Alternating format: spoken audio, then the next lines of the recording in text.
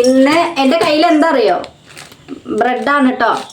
അപ്പം ഇന്ന് ഉണ്ടാക്കാൻ പോണത് ബ്രെഡ് റോസ്റ്റ് ആണ് ഇന്ന് ഉണ്ടാക്കാൻ പോണത് കേട്ടോ. വലിയ ഉള്ളി പൊടിയായിട്ട് അരിഞ്ഞത്, പച്ചമുളകും പൊടിയായിട്ട് അരിഞ്ഞത്, പിന്നെ വേവിച്ച് വെച്ച മുട്ട, അതിൻ്റെ തോടൊക്കെ കളഞ്ഞിട്ടുണ്ട് 3 പിന്നെ നെയ്യ്, ബ്രെഡുമാണ്. അപ്പോൾ ഇനി ഇതെന്താ ചെയ്യാൻ പോകണമെന്നുള്ളത് നോക്കാം. ഇനി വേവിച്ച് വെച്ച മുട്ട നമുക്കൊന്ന് പൊടിയാക്കണം. സ്പൂൺ വെച്ചിട്ടൊന്ന് ആക്കിയാൽ മതിയേ.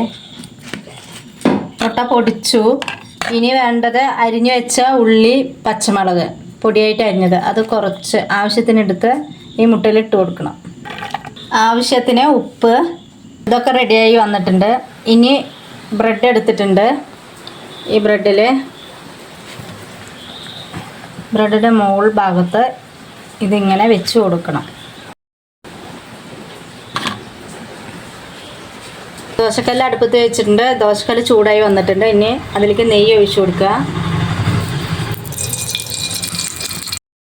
ഇനി ബ്രെഡ് അതിലേക്ക് വെച്ച് കൊടുക്കുക. മറിച്ചിടണം.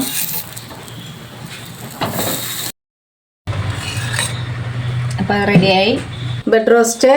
അപ്പോൾ റെഡിയായി വന്നിട്ടുണ്ട്. നമ്മുടെ കുട്ടികൾ സ്കൂളിൽ വിട്ട് വരുന്ന സമയത്ത് നമുക്ക് സിമ്പിളായിട്ട് ഇതവർക്ക് ഉണ്ടാക്കി കൊടുക്കാൻ പറ്റിയ ഒരു സ്പെഷ്യൽ ഫുഡാണിത്.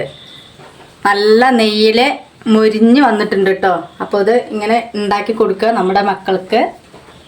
അവർക്കിത് ഇഷ്ടപ്പെടുകയും ചെയ്യും കേട്ടോ.